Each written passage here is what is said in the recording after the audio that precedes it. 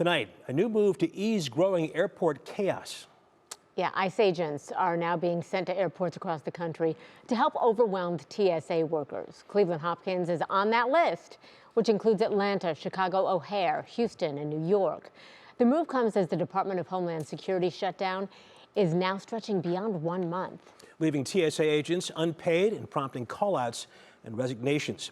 The result, longer lines and mounting frustration for travelers nationwide. We'll have the latest from Hopkins in just a moment, but first, Karen Kaifa has details from Washington. President Donald Trump says it was his idea to send immigration and customs enforcement agents into some of the nation's busiest airports. ICE was my idea. First person I called was Tom Homan. I said, what do you think? He said, I think it's great. ICE agents under the direction of border czar Tom Homan were deployed to more than a dozen U.S. airports Monday as callouts and resignations by Transportation Security Administration officers climb amid a stalemate over Homeland Security funding that's left them without pay since mid-February. I've never seen lines like those before, and those certainly pose security issues for all of those folks involved, and that has to be addressed right away. Homan said agents would help TSA in areas that don't need their specialized expertise, like screening through X-ray machines. ICE has a specific, very important mission on its own, and to be taking them off their regular jobs for which they're specifically trained makes very little sense to me.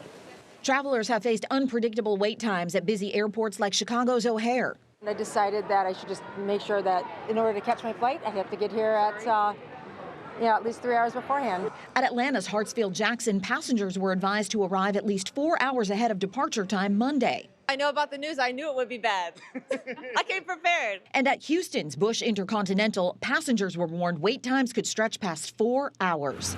Congress is expected to begin a spring recess at the end of this week, potentially leaving the DHS shutdown unresolved until mid-April. In Washington, I'm Karen Kaifa. And our Annabelle Childers is live at Cleveland Hopkins speaking with travelers. Annabelle, what are you seeing there?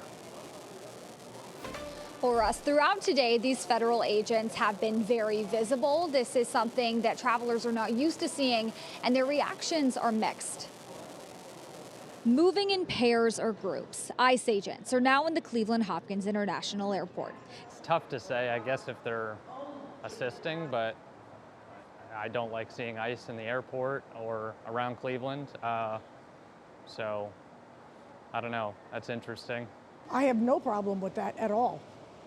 I mean, if they're there to help, that's fine, because you obviously need more people. Cleveland is one of more than 10 U.S. airports where the Trump administration has deployed agents to help amid a shortage of TSA workers. Though operations in Cleveland appear to be running smoothly, travelers aren't immune to the domino effect of issues at other airports. Tervon Williams flew into Cleveland this morning from Atlanta after waiting nearly 6 hours to get through security.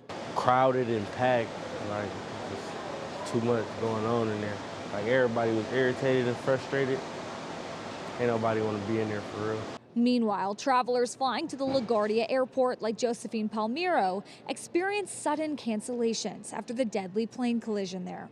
You know, I immediately rescheduled my flights, but even when I came to Cleveland, I got there way before I needed to, just to make sure I could get through TSA. While ICE agents will only be assisting in security roles, Cleveland Hopkins acknowledged the new activity and issued a statement saying Cleveland Hopkins International Airport is aware of the presence of federal partners on site. These personnel are supporting TSA operations in a non-screening role, including assisting with passenger flow and divesting. They are not conducting identification checks or screening passengers. And at this point, right now, security wait times are under 15 minutes, and the Cleveland Airport is not asking travelers to get here any earlier than they typically would for a flight on a normal day. Russ. Okay, Annabelle Childers at Cleveland Hopkins, thank you. At around 1 this morning at Hopkins, an unmanned vehicle tug rolled into a parked Frontier Airlines plane. Authorities say the tug had not been locked and the plane was unoccupied at the time. No injuries were reported.